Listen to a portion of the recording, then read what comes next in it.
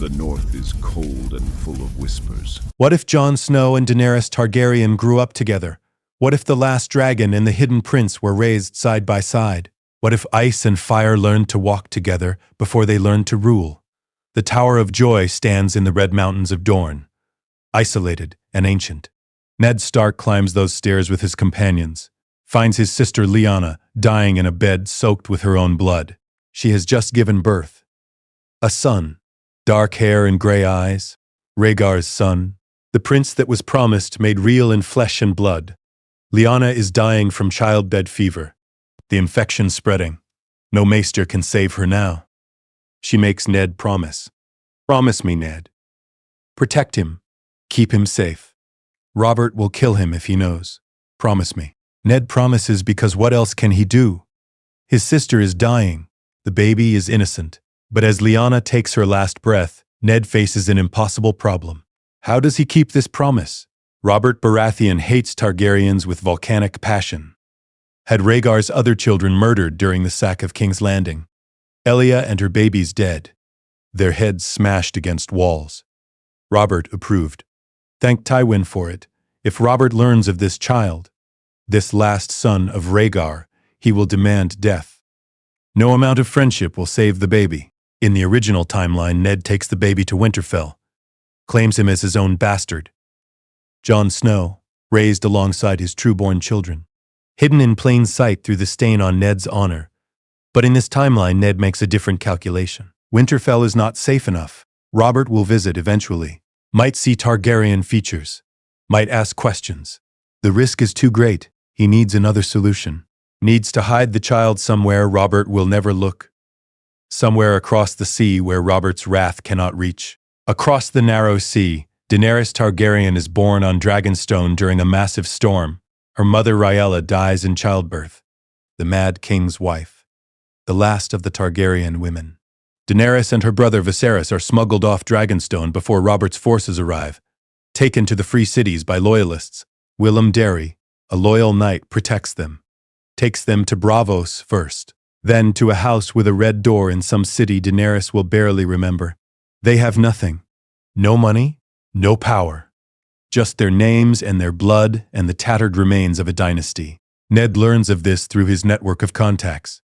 The Targaryen children are alive in Essos, living in poverty and hiding, protected by a dying knight who has no resources. Viserys is young and broken, Daenerys is a baby.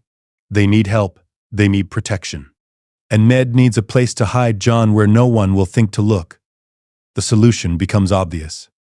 Send Jon to be raised with Daenerys. Two Targaryen children growing up together, hidden among the exiled loyalists who will protect their prince. Robert will never know, will never suspect Ned would send his bastard away completely. Ned makes arrangements through intermediaries, contacts Willem Darry secretly, sends a message. He has Rhaegar's son. The baby must be hidden. Darry can protect him. Raise him with the other Targaryen children. Keep the bloodline alive. In exchange, Ned will send money, enough to keep all three children fed and housed properly, enough to give them education, enough to survive in exile. Darry is shocked but agrees immediately. Rhaegar's son alive. The prince that was promised. The male heir. This changes everything for the exiled Targaryens. Ned travels to Essos in secret before returning to Winterfell. Brings the baby to Braavos. Meets with Willem Darry in a rented house. Hands over Jon with instructions. The boy's true identity must stay hidden, even from most loyalists. Only Darry can know he is Rhaegar's son. To everyone else, he is another child rescued from the war. An orphan they are raising. No last name, just Jon. Darry swears to protect the secret, to raise the boy properly, to prepare him for his destiny if that day ever comes. Ned returns to Westeros and tells everyone his bastard died. Fever took him during the journey home. The lie is accepted because why would Ned Stark lie about a bastard's death? Catelyn is relieved she will not have to see the evidence of Ned's supposed infidelity. The matter is closed. Jon is forgotten by Westeros. Unknown. Hidden across the sea. Jon and Daenerys grow up together in the house with the red door. He is older by several months. She is his first memory just as he is hers.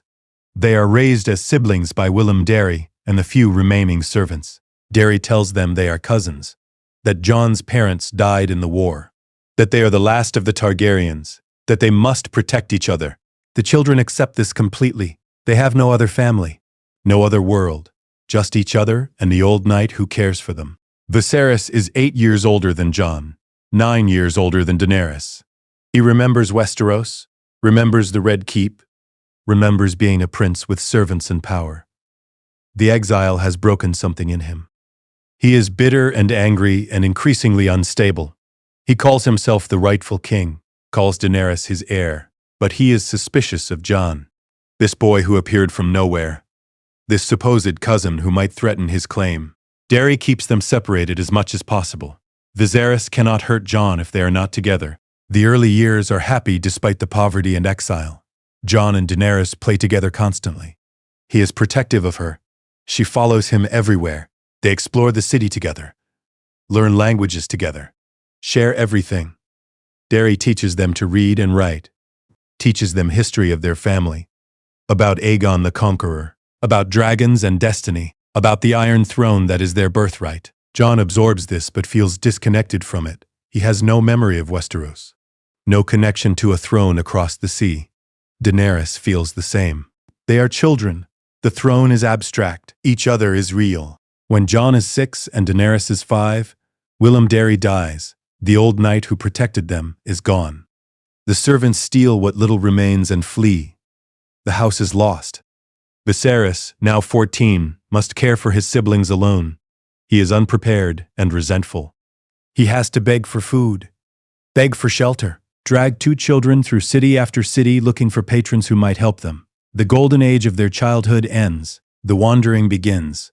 The years of wandering are hard on all 3 children. They move from Braavos to Pentos to Lys to Myr and back. Viserys sells their mother's crown to buy food, sells everything of value. They wear threadbare clothes, sleep in dirty inns, go hungry often. Viserys blames Jon for this sometimes. Another mouth to feed, another burden, but Jon makes himself useful. He is clever and learns quickly, starts working odd jobs in each city, running messages, cleaning stables, anything to earn coins. He gives everything he earns to Viserys, helps keep them fed, becomes invaluable. Daenerys watches Jon work himself to exhaustion for them, sees how Viserys takes it for granted, how her brother demands Jon's earnings without gratitude. She starts to resent Viserys, starts to see the difference between the brother who loves her and the brother who uses her. Jon is kind where Viserys is cruel, patient where Viserys is volatile. She feels safer with Jon than with Viserys despite Viserys being blood and Jon being supposedly just a cousin. Jon learns to fight during these years, not from a master-at-arms but from street fighters and sellswords they encounter. He watches them train, asks questions, practices with a stick when no one is looking. He knows he needs to protect Daenerys. Viserys is useless in a fight, cowardly when threatened. If anyone will keep Dany safe, it must be Jon.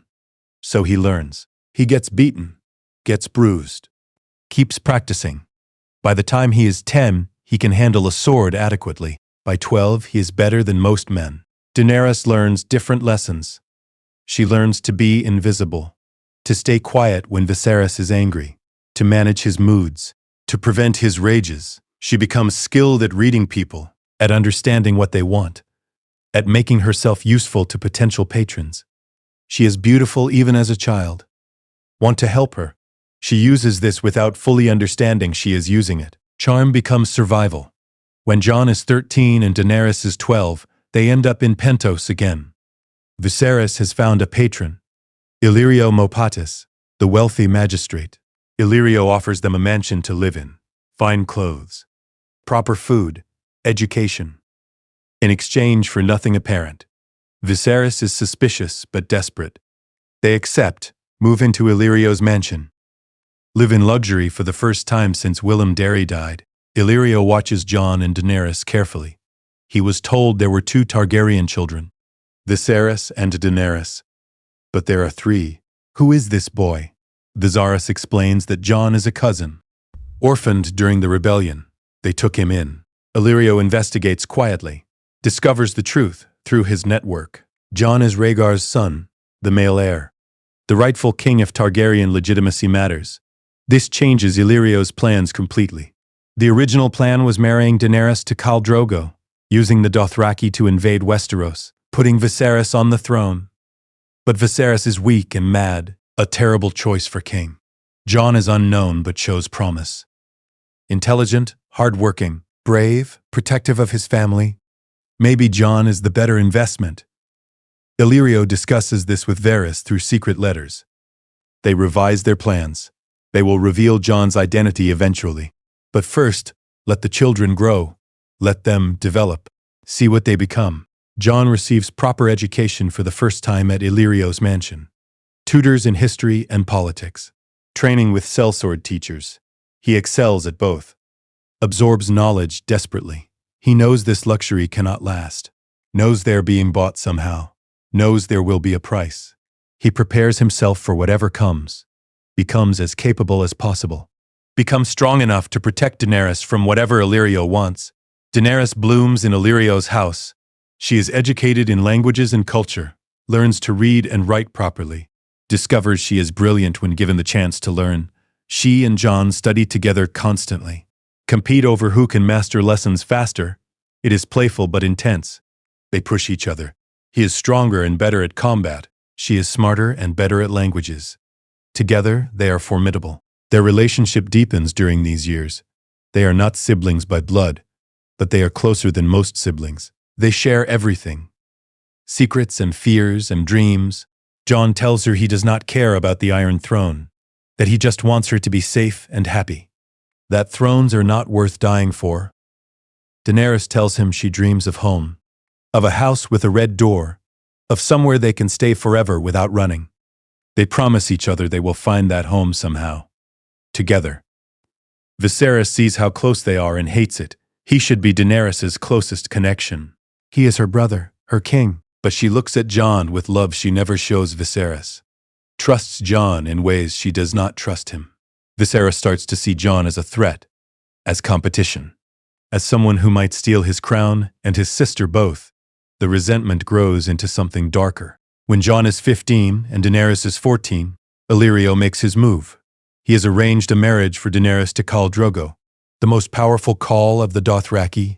40,000 warriors follow him, enough to invade Westeros. The price of this alliance is Daenerys. She must marry Drogo, must give herself to a barbarian to win an army. Viserys agrees immediately without consulting her.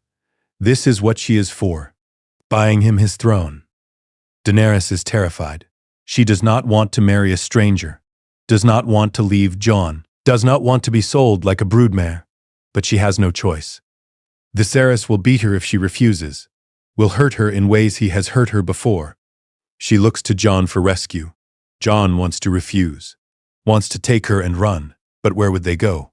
They have no money, no resources, no way to survive without Illyrio. He feels trapped and helpless. Jon goes to Illyrio privately, begs him to change the plan, offers himself instead. He will do whatever Illyrio wants if Daenerys can be spared this marriage. Illyrio considers this carefully. He likes Jon, sees potential in him, but Drogo wants a bride, not a male companion. The deal requires Daenerys specifically. However, Illyrio offers a compromise. Jon can go with Daenerys to the Dothraki, can stay with her, protect her, make sure Drogo treats her well. It is not rescue, but it is something. Jon agrees immediately. He will not let Daenerys face this alone, will not let her be abandoned to strangers. Viserys objects. Why should the cousin go? This is royal business. But Illyrio overrules him. Jon goes. Viserys cedes but cannot stop it. He is too weak, too dependent on Illyrio's generosity. The wedding happens in traditional Dothraki fashion, brutal and violent and overwhelming. Daenerys is given to Drogo in front of thousands. Jon watches from the crowd, sees her terror, sees Drogo claim her as property, feels rage and helplessness. He swore to protect her and cannot protect her from this. The failure eats at him. The Dothraki horde moves across the Dothraki Sea after the wedding. Daenerys rides beside Drogo. Jon rides close by. Viserys trails behind, increasingly irrelevant and angry. The journey is hard. Daenerys is miserable. Drogo takes her every night. She cries afterward. Jon hears her crying through the tent walls and wants to kill Drogo. But that would doom them both. He can do nothing but be there. Be present. Remind her she is not alone.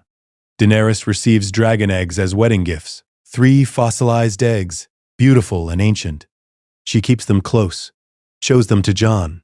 They remind her of their family's past, of dragons and power and magic. Jon sees them as relics, pretty but dead. Daenerys sees them as hope, as connection to something greater than exile and suffering. The transformation begins with Doreah's lessons. The handmaid Illyrio sent teaches Daenerys how to please Drogo, how to take control in their encounters, how to use her body as power instead of accepting it as violation. Daenerys practices, learns, starts seducing Drogo instead of enduring him. The relationship changes. Drogo starts to respect her, want her, love her even. She is no longer property. She is becoming his queen. Jon sees this change with mixed feelings. He is glad she is not suffering anymore, glad she found power in impossible circumstances, but he is also losing her. She is becoming Dothraki, becoming Drogo's wife in truth. The closeness they shared feels threatened. She spends time with Drogo, with her handmaids. Less time with Jon. He feels himself becoming irrelevant, just another member of the Khalasar, not her protector anymore, not her family. Viserys' descent into madness accelerates. He demands the army Drogo promised, demands recognition, demands everything. The Dothraki mock him, call him the Cart King because he rides in a cart like a woman or a cripple instead of a horse. Viserys grows desperate and violent, threatens Daenerys, demands she order Drogo to give him the army. She cannot. Drogo gives orders, not her. Viserys does not understand this. The confrontation comes at Vaes Dothrak. Viserys draws a sword in the sacred city where blades are forbidden, threatens Daenerys and her unborn child, demands his crown. Drogo gives him a crown, molten gold poured over his head. Viserys dies screaming. Daenerys watches without tears. He was her brother, but he was not her family. Not truly. He was a monster who hurt her. She mourns what he could have been, not what he was. Jon is relieved Viserys is dead. The threat is gone. But he is also disturbed by how easily Daenerys watched him die, how cold she was. She is changing into something harder, something more ruthless. He understands why. She must be hard to survive. But he misses the girl who dreamed of houses with red doors, who wanted safety more than power. Daenerys discovers she is pregnant with Drogo's child. She is happy about this, gives her purpose, gives her security. The Khalasar loves her now. She is Khaleesi. She is carrying the stallion who mounts the world according to prophecy. She has power here, real power, not the desperate powerlessness of exile. She thrives. Jon is happy for her, but feels more displaced. She has a husband, will have a child, has a people who love her. What is his role now? He is the cousin who tagged along, the unnecessary companion. He considers leaving, finding his own path, but cannot bring himself to abandon her. She is still the most important person in his life, even if he is no longer the most important in hers. Then, everything collapses. The assassination attempt by the wine merchant. Daenerys saved by Jorah Mormont. Drogo's promise to invade Westeros. The attack on the Lazarine village. Daenerys saving Mirri Maz Duur. Drogo wounded in the battle. The infection. Mirri's blood magic. The tent. The warnings not to enter. Jon is there through all of this. He fights in the battle, protects Daenerys from those who would harm her, argues against the blood magic, tells her not to trust Mirri. Daenerys does not listen. She is desperate, will try anything to save Drogo, will pay any price.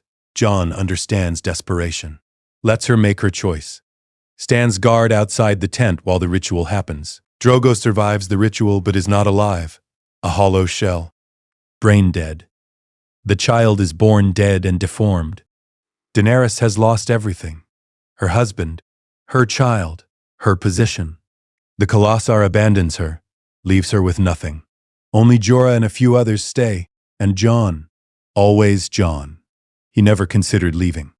Not now when she needs him most. Daenerys makes the decision to end it, builds Drogo's funeral pyre, places the dragon eggs in the flames, walks into the fire herself.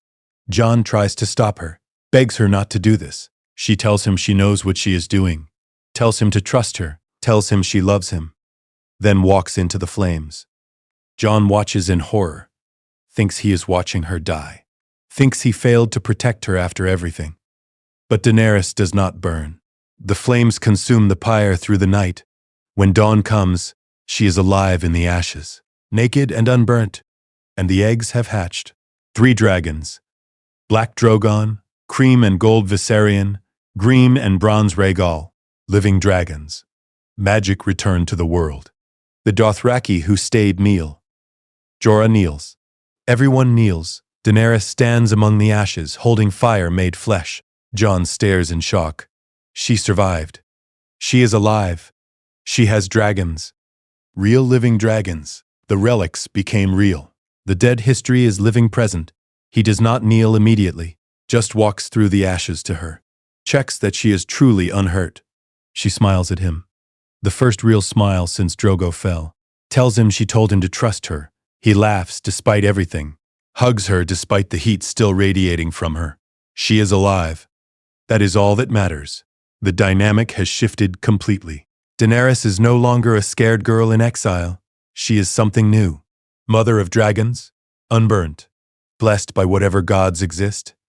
Jon is no longer her protector. She does not need protection anymore. She has dragons, but he is still hers, still bound to her, still choosing to stay, not from duty now. From love, from loyalty that transcends logic. They travel to Qarth with their small group. The dragons make them celebrities. Everyone wants to see the mother of dragons. The 13 invite them into the city, give them hospitality. Daenerys is courted by powerful men. Zero Shwan Daxos, the warlocks of the House of the Undying. Everyone wants her dragons, wants her power, wants her. Jon is suspicious of everyone. These rich men offering help always want something. He watches Daenerys navigate their plots. She is better at politics than he expected, clever and manipulative when needed. She learned from years of watching Viserys fail, learned what not to do. She plays the game well, gets what she needs from Qarth while giving nothing important. The dragons are hers. She will never trade them, never give them away. They are her children, her power, her destiny. The House of the Undying is the test. The warlocks promise her knowledge, promise her visions of her future, promise her power. Jon tells her it is a trap, that she should not go. Daenerys knows it is a trap, goes anyway. She needs to see, needs to know what awaits. Jon insists on going with her. She refuses. He would die in there. The magic would kill him. This is something she must do alone. Jon waits outside in agony. Hours pass. She does not emerge. He starts to force his way in. Jorah stops him. They would both die. All they can do is wait. Trust that she is strong enough, that her dragons protect her. Jon hates waiting, hates being helpless while she faces danger. But he has no choice. Daenerys emerges finally, shaken but alive. The dragons are with her. Drogon burned the warlocks who tried to trap her. She saw visions, saw the future and the past, saw things she will not speak of. Jon asks what she saw. She says only that she saw she must go to Westeros, must claim what is hers, must take the Iron Throne. Jon asks if that is what she wants. She says it is what she must do. Destiny is not about wanting. They leave Qarth richer. Xaro's vault gave them nothing, but they stole enough to fund their journey. They travel to Astapor. Daenerys has a plan. She will build an army, not Dothraki screamers. Disciplined soldiers. Unsullied. 8,000 slave soldiers trained from childhood to obey. Jon hates the idea. Buying slaves to fight for freedom is hypocrisy. Daenerys says she is not buying them. She is freeing them. He will see. The negotiation with the good masters is humiliating. They insult her, dismiss her, talk to her like a child. Daenerys endures this, plays the naive girl, offers them Drogon for the unsullied. Jon is horrified. She cannot trade a dragon. She tells him privately to trust her. She has a plan. Jon does not like the plan he is imagining but trusts her judgment. The exchange happens in the plaza. Daenerys gives them Drogon, takes command of the Unsullied, then reveals her trick, commands Drogon and Valyrian to burn the masters. The dragon obeys her still. The Unsullied are freed by her command, told they can leave or follow her by choice. They choose to follow. She has an army now, 8,000 strong. Freed, not bought. Jon watches in awe. This is who she has become. A force of nature, a breaker of chains. Something greater than the girl he grew up with. The liberation of Astapor is just the beginning. Daenerys does not leave the city immediately, as in the original timeline. She stays to establish order, to ensure the freed slaves are not simply re-enslaved the moment she leaves. Jon watches her take control of the city with efficiency that surprises him. She appoints a council of freedmen to govern, executes the remaining good masters who plot against her, establishes laws protecting the freed. She is not just conquering, she is building. Jon serves as her military advisor during this period. He has learned combat, but not command. Not strategy on this scale. But he learns quickly from Jorah and Grey Worm. Studies the Unsullied formations. Understands their strengths and weaknesses. Begins to see himself as more than Daenerys' companion. He is becoming her general. Her right hand. The role gives him purpose he has lacked since Drogo died. The relationship between Jon and Daenerys shifts during the Astapor occupation. They spend long nights planning together, debating strategy. She values his counsel, even when she disagrees. He challenges her in ways Jorah does not. Jorah worships her. Jon loves her, but is not blinded by it. He tells her when her plans are too idealistic, when her mercy might be weakness.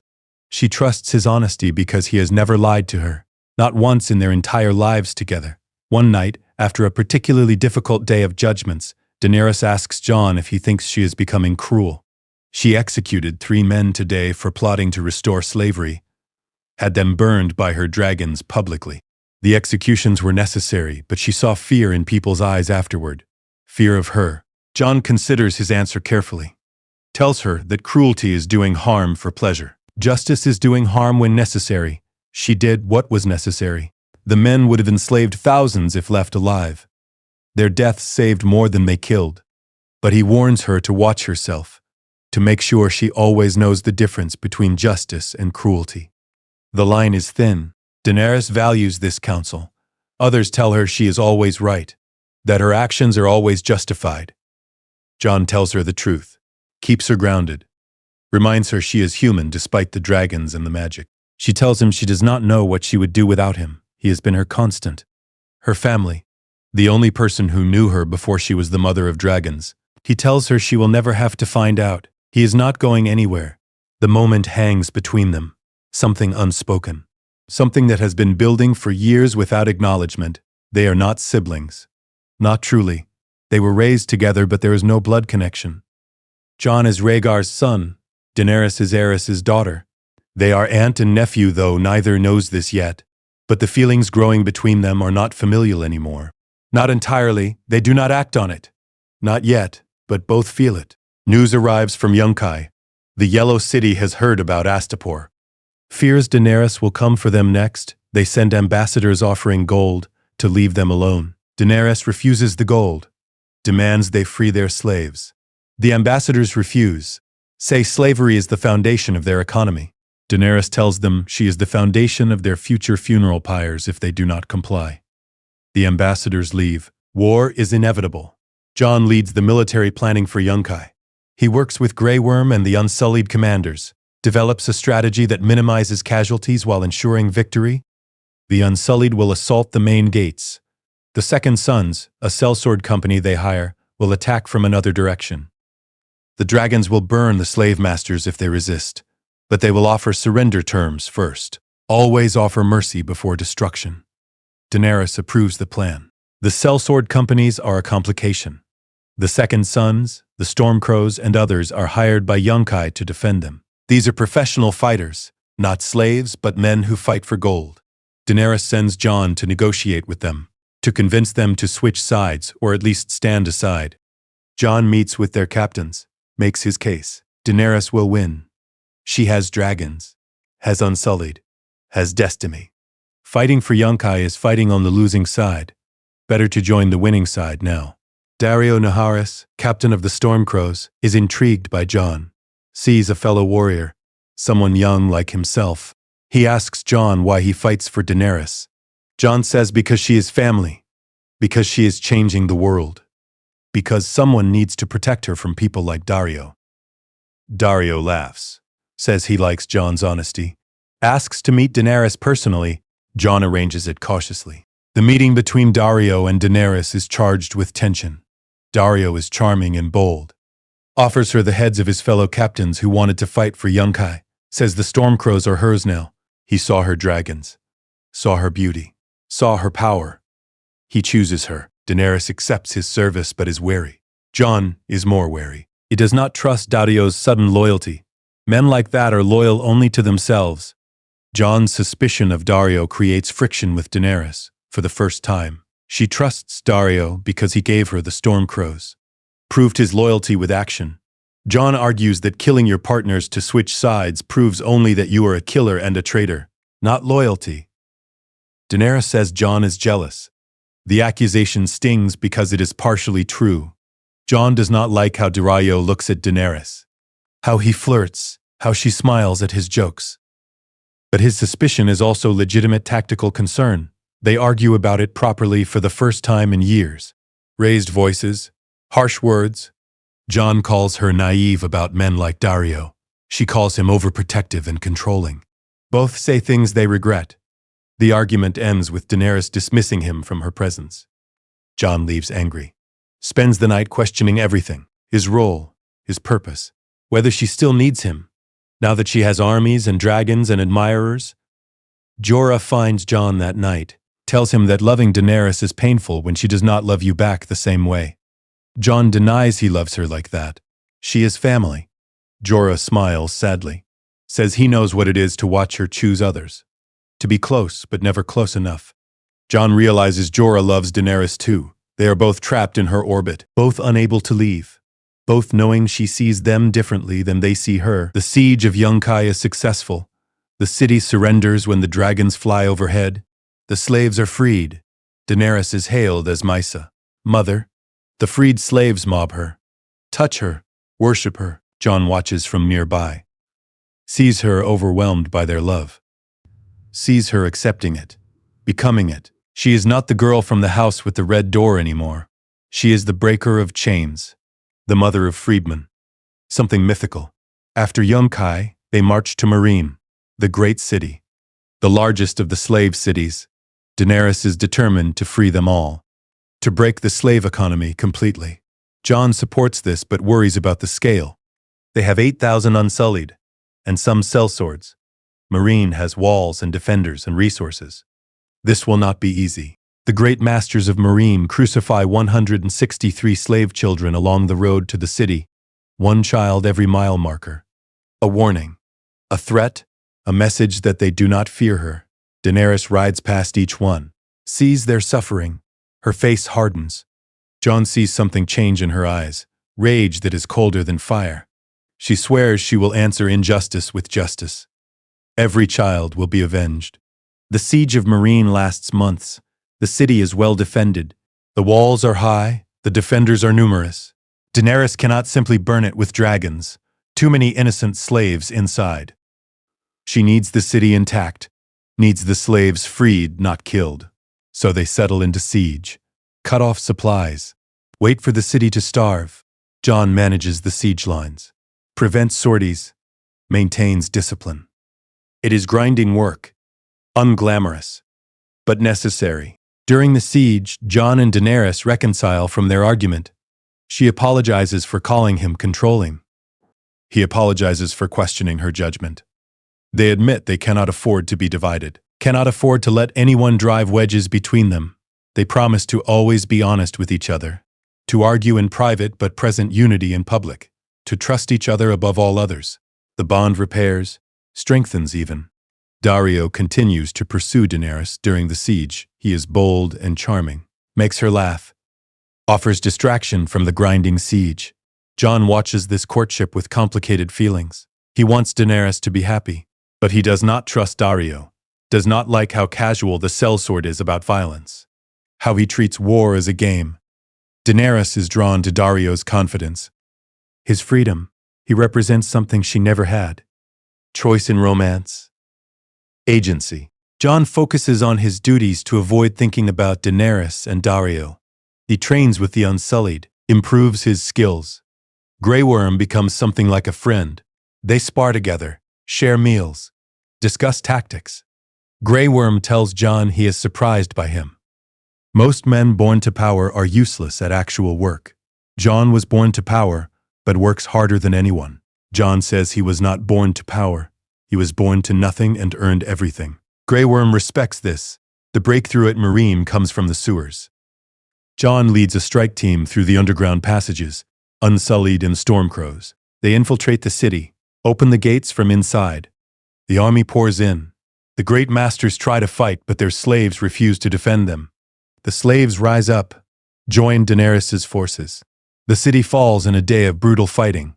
Jon fights through the streets, kills men who try to restore order, protects freed slaves from vengeful masters, survives. The aftermath is bloody.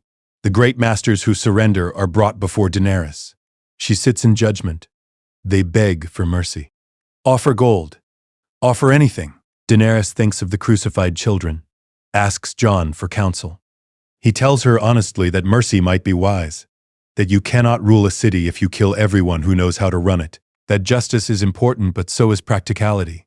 Daenerys considers this, then orders 163 great masters crucified, one for each child they killed. Exact justice. Jon is disturbed by this decision. It is just in a sense.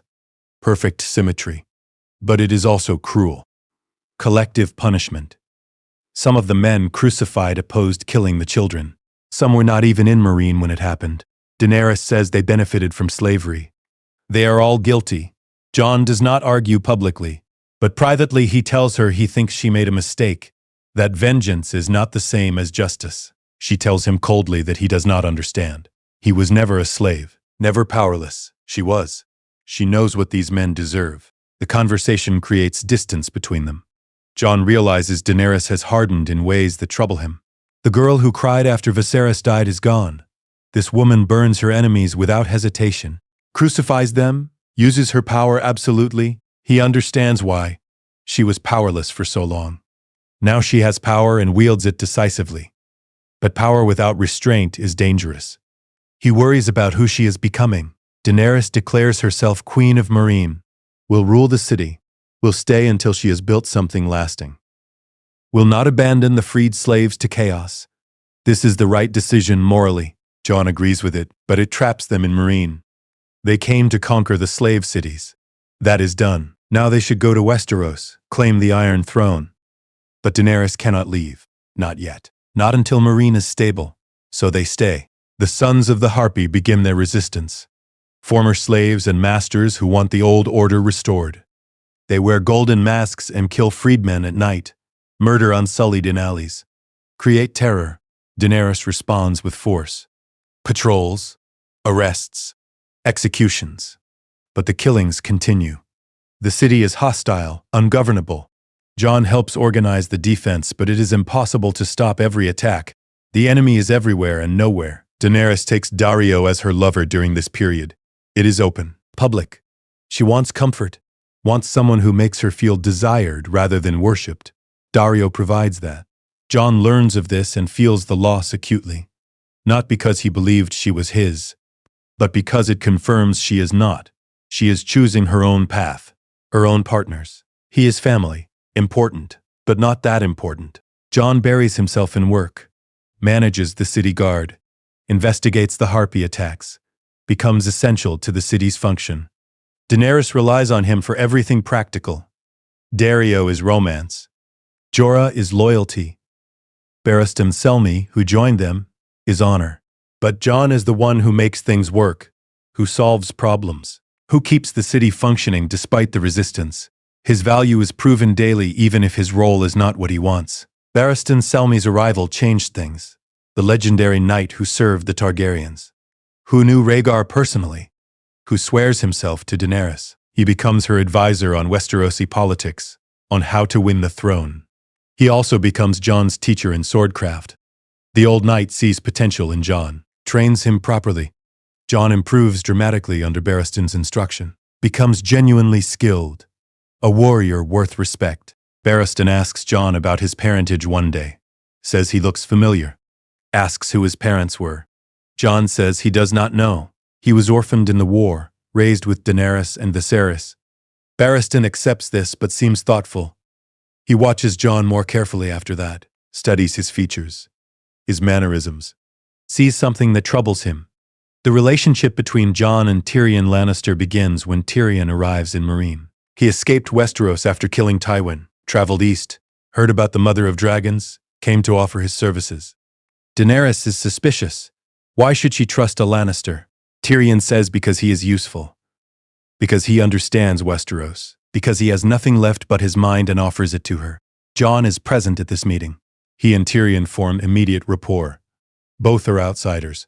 Both are defined by birth, but exceeded their definitions. Tyrion becomes invaluable quickly. He understands politics in ways Daenerys does not. Understands compromise. Understands that ruling is not about absolute justice, but about balancing interests. He advises reopening the fighting pits to appease the traditional Meereenese. Daenerys hates this. The pits are barbaric, but the city is in rebellion. Compromise might bring peace. Jon supports Tyrion's advice. Daenerys feels betrayed. They are asking her to allow death for sport, to compromise her values. The argument between Jon and Daenerys over the fighting pits is their worst conflict.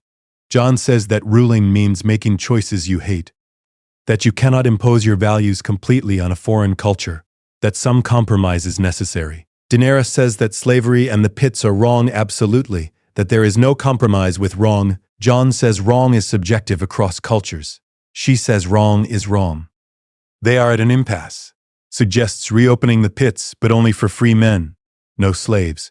No forced combat. Those who choose to fight for glory and gold can. But slavery stays ended. It is compromise. Both Jon and Daenerys can accept it reluctantly. Daenerys agrees. The pits reopen. The violence disturbs her, but the city calms. The sons of the Harpy reduce their attacks. Tyrion's strategy works. Daenerys learns that ruling is different from conquering. The revelation of Jorah's betrayal happens when Tyrion exposes it. Jorah was spying for Robert Baratheon years ago, sending reports, seeking pardon. He stopped after falling in love with Daenerys, but the betrayal existed. Jorah was her first follower, her most loyal. Except he was not. He was a spy. She exiles him immediately, will not hear his excuses, will not forgive. Jon watches this and sees how deeply betrayal cuts her. She trusted Jorah completely. His lies destroyed that trust. She will not trust easily again. Jon becomes her closest advisor after Jorah leaves. The role he always wanted, but not like this. Not from someone else's failure. He swears to her he has never lied, never betrayed. She can trust him absolutely. Daenerys says she knows. Jon is the only one who has never wanted anything from her. Never served her for hope of reward. Just loved her as family. That loyalty is irreplaceable. Jon does not correct her assumption that his feelings are purely familial. Not the time. The great games at the fighting pits are where everything changes. Daenerys attends reluctantly, watches the combat. Hates it but endures it for politics. Jon sits beside her. Watches the crowd instead of the fighting. Notices tensions. Notices gold masks. Realizes too late what is happening. The sons of the Harpy attack. Hundreds of them. Coordinated assault. Kill unsullied. Swarm toward Daenerys. Jon fights beside her. Kills Harpies trying to reach her. Tyrion, Daddio, and the remaining guards form a circle. They are surrounded. Overwhelmed. This is how it ends. Trapped in an arena, about to be slaughtered. Jon tells Daenerys he is sorry he failed to protect her. She tells him he never failed. He was always enough. The moment is tender despite the violence around them. Then Drogon arrives. The great black dragon drawn by his mother's danger. He descends into the arena, burns the Harpies, scatters them, lands beside Daenerys. She looks at him. At the way out. At Jon and the others, makes a decision. Climbs onto Drogon's back, tells Jon to keep the city safe until she returns. Then flies away on dragonback, disappears into the sky. Jon watches her go. Pride and terror mixed. She is magnificent. She is also gone. The aftermath of Daenerys' disappearance is chaos. The city erupts in violence. The Harpies sense weakness, attack everywhere. Jon and Tyrion must hold the city together without her. Jon commands the Unsullied and City Guard. Tyrion manages politics. They work together effectively. Form a genuine friendship? Tyrion sees in Jon someone unique, noble without being naive, pragmatic without being cruel. He tells Jon he would follow him if he wanted to lead. Jon says he does not want to lead. He wants Daenerys to return. Days pass, weeks, no word from Daenerys. Jon organizes search parties, sends riders across the Dothraki Sea. No trace. He fears she is dead, fears Drogon crashed, fears he will never see her again. The possibility devastates him. He realizes fully how much she means to him. Not just as family, as everything. He loves her in every way possible. And she might be gone. Daenerys is alive.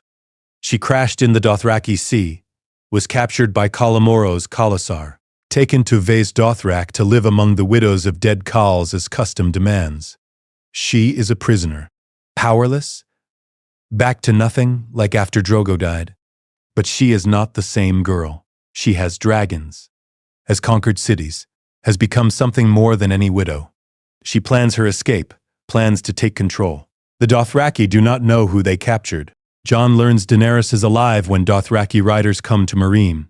They demand tribute. Say they have the mother of dragons, will return her for gold. Jon wants to pay, wants her back at any price. Tyrion says it is a trap. Pay and they will demand more. Kill the messengers and rescue her. Jon argues against killing messengers. Daenerys would not approve. They settle on sending a small team. Jon will lead it, will infiltrate Vaes Dothrak, will rescue Daenerys or die trying. The rescue mission is dangerous. Vaes Dothrak is sacred, blades are forbidden. Jon goes with Daario and a few others. They sneak into the city, find where Daenerys is held among the widows, plan to extract her at night. But when Jon finds her, she refuses rescue, says she has a plan, tells him to trust her, to gather wood and oil, to prepare fire. She will do the rest. Jon does not understand but trusts her, gathers materials, waits watches as Daenerys confronts the Khals in their temple. Hears them mock her, threaten her, then sees her lock the doors from inside, sees the building catch fire, realizes what she is doing. The temple burns. The Khals die screaming. Daenerys walks out unburnt again. The Dothraki who see this kneel immediately. She has proven herself beyond any Khal. She is blessed by their gods. They are hers. Jon watches in awe and horror. She killed them all. Burned them alive. Used her immunity to fire as a weapon. It is brilliant and terrifying. She emerges naked from the flames and he cannot look away. She is powerful, beautiful, terrifying. The Dothraki kneel. Jon kneels too. Not because she commands it, because she deserves it. She has become something beyond human, beyond what he can fully comprehend. Daenerys returns to Meereen with a Dothraki army, tens of thousands of warriors. She has unified them through fear and awe. She is not just Khaleesi. She is the Khaleesi, the one who united the Khalasars. Jon rides beside her, leads her unsullied. Together they command the largest army assembled in generations. She is ready now, ready to cross the sea, ready to take what is hers. But first, Meereen must be secured. A peace must be established. Tyrion has been negotiating with the slavers from Yunkai and Astapor. They want Meereen back, want slavery restored, have brought armies and ships to retake the city. Daenerys arrives just as the siege begins. The slavers attack with ships and trebuchets. The city is under assault. Daenerys' response is overwhelming force. She flies Drogon herself. The other two dragons follow. They burn the slaver fleet, destroy the siege weapons. The slaver army breaks, runs. Daenerys lands before the slaver leaders, offers them a choice: surrender and live as free men, resist and burn. They surrender immediately. The siege ends in a day.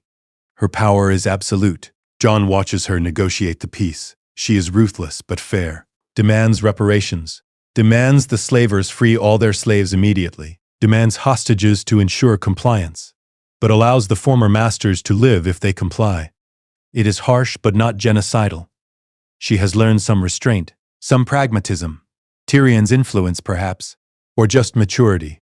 Jon is glad to see it. With Meereen secure, Daenerys prepares for Westeros. She has armies, has ships, has dragons, has advisors.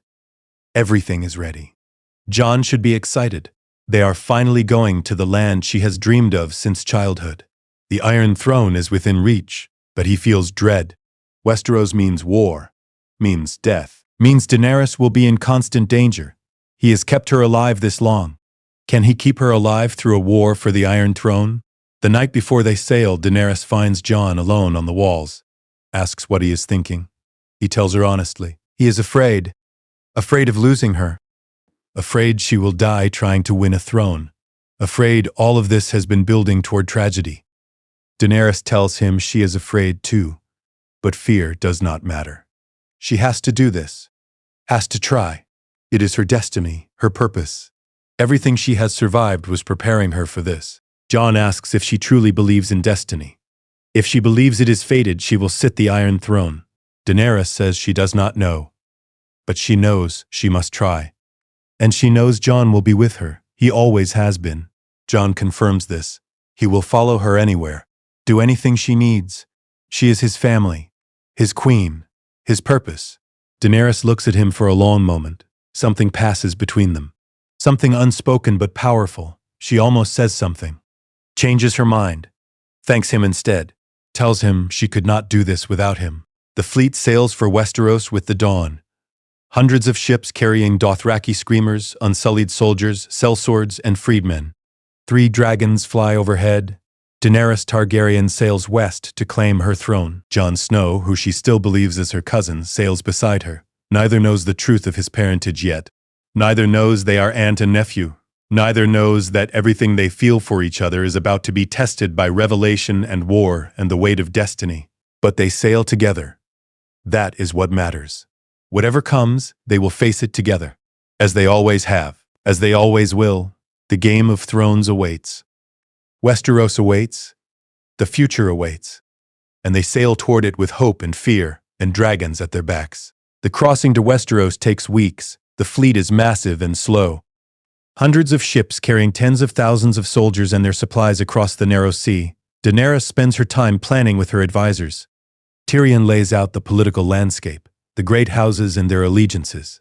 The Lannisters hold the Iron Throne through Cersei. The North is independent under the Boltons. The Vale is isolated. The Reach supports the Crown.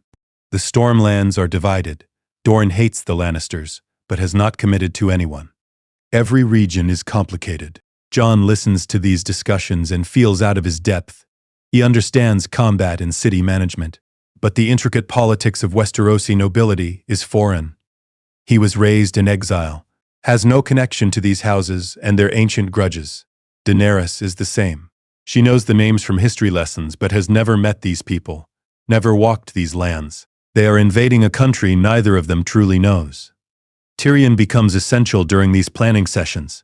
He knows these people personally, knows their weaknesses and ambitions, advises Daenerys on which houses to court and which to threaten, suggests they land at Dragonstone first, her ancestral home.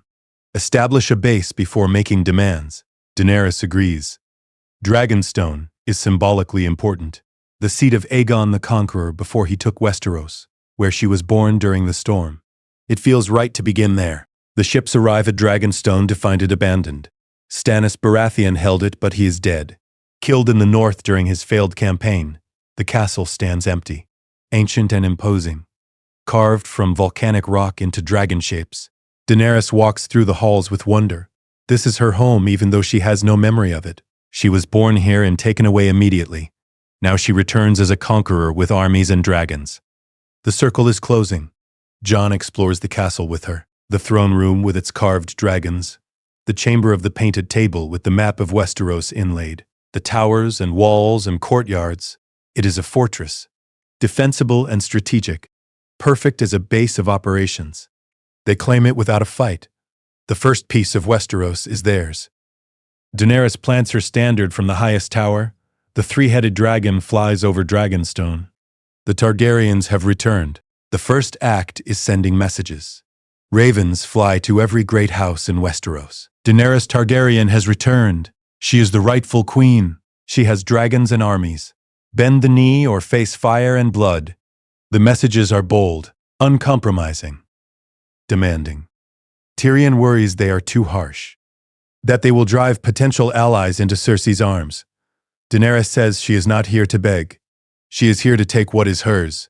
The lords will bend or break. Jon supports Daenerys publicly but privately shares Tyrion's concerns. The threats might work on some lords, but others will resist simply because they were threatened. Pride matters to these people. Honor matters. You cannot rule by fear alone. Daenerys asks if he would have her beg for the throne. Jon says no. But diplomacy is not begging, it is strategy. Give them reasons to follow you beyond fear.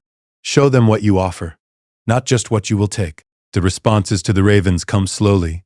Some houses ignore the message entirely. Some send polite refusals. The Lannisters send a mocking response. Cersei calls Daenerys a foreign invader with a barbarian army, says she has no claim to anything. The insult angers Daenerys. She wants to fly to King's Landing immediately.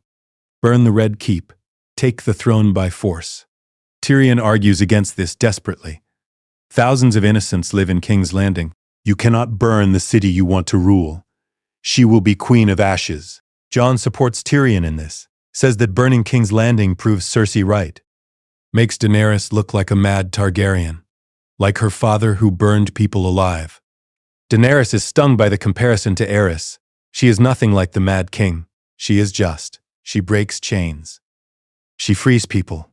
Jon says he knows this. The world needs to know it too. Win through demonstrating you are better than Cersei, not through doing what Cersei would do. Daenerys accepts this advice reluctantly. She will not attack King's Landing immediately. Will build alliances first. Win support. Demonstrate her right to rule. But she makes clear her patience is limited. She did not cross the sea to wait. She crossed to conquer. The throne will be hers soon. One way or another. The first alliance comes from Dorne. Ellaria Sand sends word that Dorne supports Daenerys. Will provide ships and soldiers. Will help destroy the Lannisters who murdered Elia and her children. The alliance is personal for Dorne, based on vengeance more than politics. Daenerys accepts it gladly. Dorne is powerful. Their forces will be valuable. Jon is less certain. Alliances based purely on hatred are unstable. What happens after the Lannisters are destroyed? Does Dorne remain loyal or become a problem? The second alliance comes from the Reach.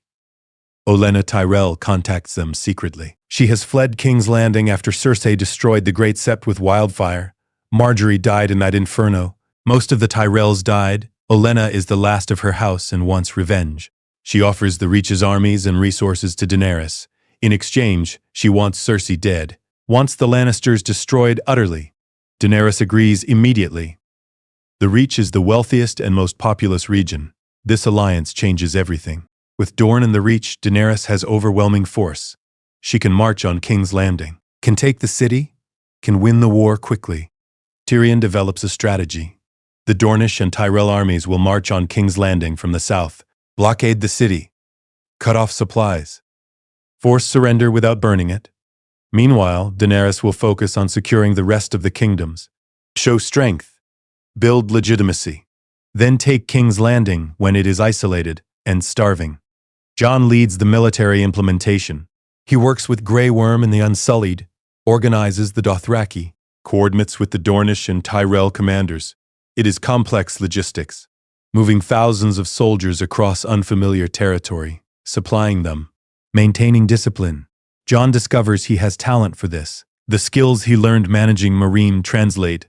He becomes essential to the campaign, but Euron Greyjoy disrupts the plan.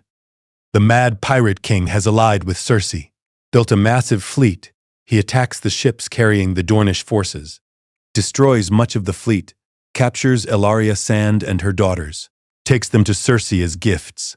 The Dornish alliance is shattered in a single battle. Daenerys is furious. She underestimated Euron, underestimated Cersei. The easy victory she expected is not coming. Jon is with Daenerys when she learns of Euron's attack. She rages, wants to burn his fleet personally.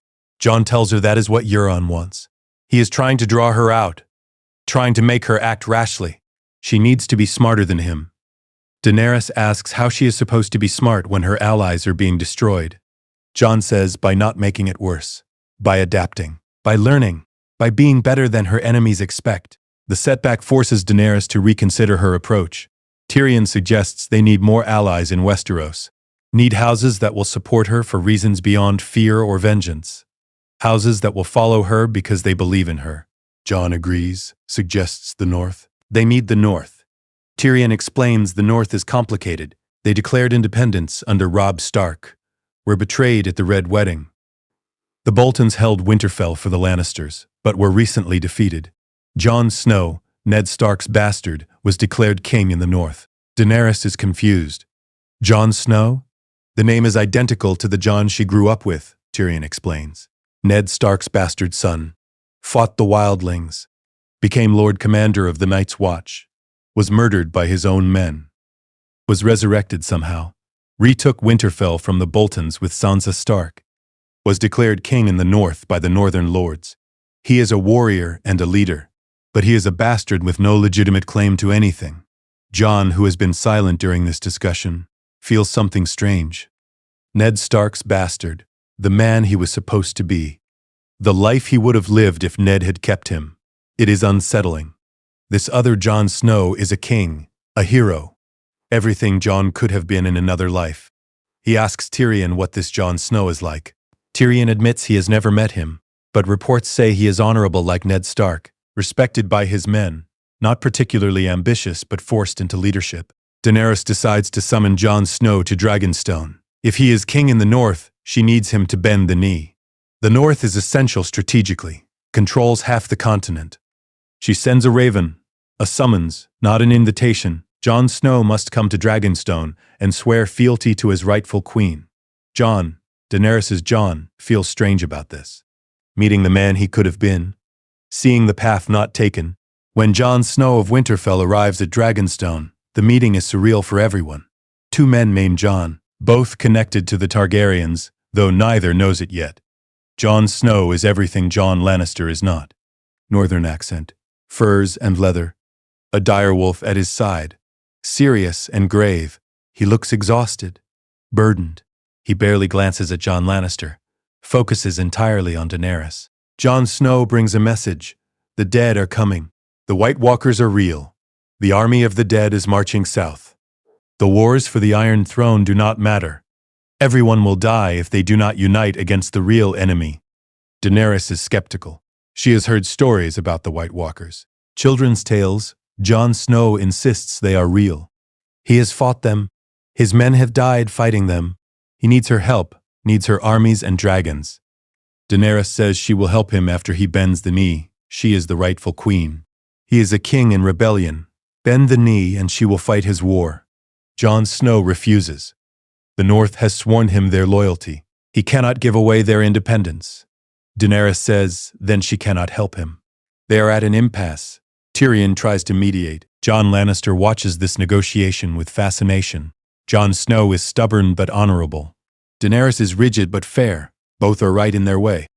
Both are wrong. Jon Lannister speaks for the first time. Suggests a compromise.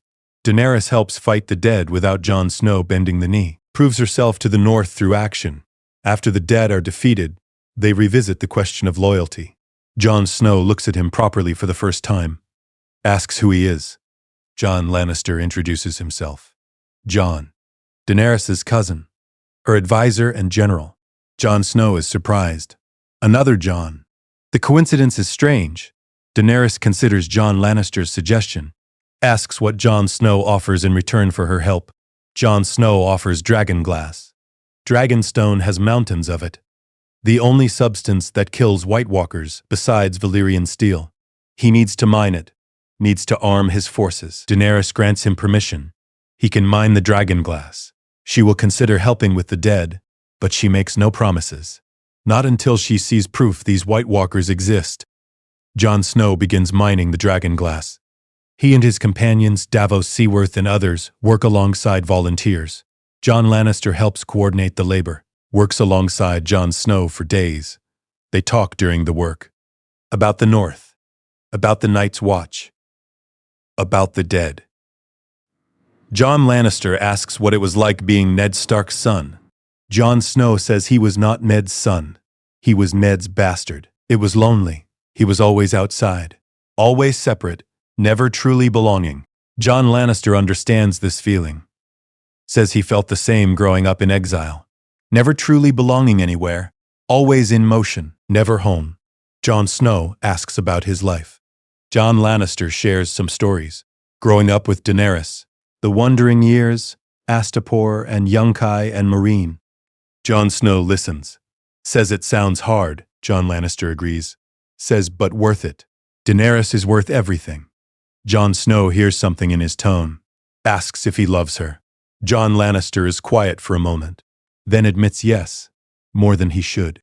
Jon Snow understands forbidden love. He loved Ygritte, a wildling woman. It was forbidden by his vows to the Night's Watch. She died in his arms during a battle. The pain never fades. He tells Jon Lannister to tell Daenerys how he feels. Life is too short for regrets. Jon Lannister says it is complicated. She is family. She sees him as a brother. Jon Snow says family is complicated, but love is worth the risk. Jon Lannister promises to consider it. Meanwhile, Daenerys is planning her campaign against Cersei. The Reach army marches on Casterly Rock as a diversion. The Unsullied will take the Lannister stronghold. But it is a trap. Euron's fleet destroys the ships that brought the Unsullied. Jaime Lannister leads the Lannister army to sack Highgarden instead. Olenna Tyrell is captured and executed. The Reach is devastated. Daenerys' strategy is in ruins. She has lost another ally, lost momentum. Cersei is winning. Daenerys wants to attack King's Landing immediately with dragons. Burn the Red Keep. Kill Cersei. End this war. Tyrion begs her not to. The civilians will die. She will be seen as a tyrant. Jon Lannister supports Tyrion but offers an alternative. Attack the Lannister army, not civilians. Show strength without killing innocents. Destroy the military force that sacked Highgarden. Daenerys agrees. The Battle of the Gold Road is Daenerys' triumph. She rides Drogon into battle. The Dothraki charge. The Lannister army, carrying gold from Highgarden, is caught completely unprepared. Dragonfire burns soldiers and supplies. The Dothraki slaughter the scattered forces. It is devastating, overwhelming, a demonstration of Daenerys' power. The Lannister army breaks. Rums, dies. Jaime Lannister tries to kill Daenerys with a spear. Fails. Nearly drowns. Is saved by Bronn. After the battle, Daenerys executes the Tarly lords who refuse to bend the knee. Randil and Dickon Tarly. She offers them the choice. Bend the knee or die. They refuse. She burns them with dragonfire. Jon Lannister watches this with concern. Tyrion objects. Says executing prisoners who refuse to kneel is tyranny. Daenerys says it is justice. They chose death over loyalty. She gave them a choice. Jon Lannister is troubled. It is just in a sense, but it is also brutal, unnecessary. She could have imprisoned them. She chose execution to send a message. Jon Snow witnesses this execution. He is at Dragonstone when the prisoners are brought back. Sees Daenerys burn the Tarless. Sees her dragon incinerate men who would not kneel. He is troubled deeply. This is not the action of a just queen. This is the action of a tyrant. He discusses this with Tyrion. Tyrion admits he is worried too. Daenerys has a good heart, but she is increasingly willing to use extreme measures. She needs tempering. Needs counsel she will actually listen to. Jon Lannister confronts Daenerys about the executions, tells her it was a mistake, that she is starting to look like the Mad King, that burning people who disagree with you is tyranny regardless of justification. Daenerys is angry. Says Jon has never questioned her judgment before. Why start now? Jon says because he loves her. Because he does not want to watch her become someone she would hate. Because she is better than this. The confession of love hangs in the air. Daenerys stares at him. Asks what he means. Jon says exactly what it sounds like. He loves her. Has loved her for years. Not as a cousin, not as a brother. As a man loves a woman, he knows it is wrong. Knows she does not feel the same. But he cannot watch her make mistakes without speaking truth. She is too important. Daenerys does not know how to respond. She cares for Jon deeply, but love? She never considered it. He is family. The conversation is interrupted by news from the north. A raven from Jon Snow. The dead have broken through the wall. The Night King destroyed it with an undead dragon. The army of the dead is marching south. The long night is coming. Every living person in Westeros will die if they do not stop it. This is no longer theory, no longer distant threat. The existential crisis is here. Everything else must wait. Daenerys makes her decision immediately. She will go north. will fight the dead, will prove to Jon Snow in the north that she is their ally. The Iron Throne can wait. Survival cannot, she calls her advisors. Plans the march north, will bring the Unsullied, the Dothraki, the dragons, everything. Jon Lannister is grateful she is doing this. Asks if his confession changed anything between them. Daenerys says honestly she does not know. She needs time to think, to process, but she cares for him. That has not changed. The journey north is long and cold. The Dothraki hate the snow. The Unsullied endure stoically. The dragons fly overhead, uneasy in the cold. They are sailing north on ships and marching through winter. Daenerys experiences cold like never before. She was born in summer, raised in Esso's warmth. This northern winter is brutal. Jon Lannister tries to help her, teaches her how to layer clothing, how to manage the cold. She appreciates his care. They arrive at Winterfell to a cold reception. The northern lords do not trust Daenerys. She is a Targaryen.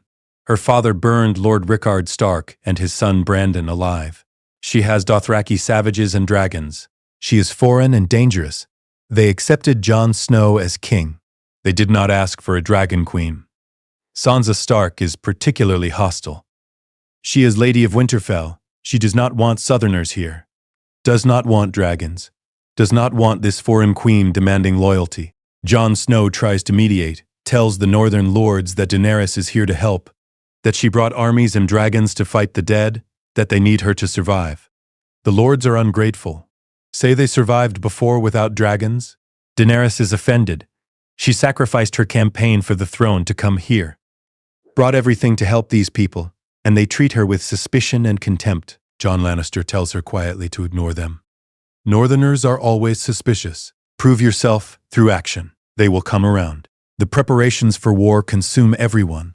The living forces gather at Winterfell. Northern soldiers, free folk, Knights of the Vale, Unsullied, Dothraki, an army of the living facing an army of the dead.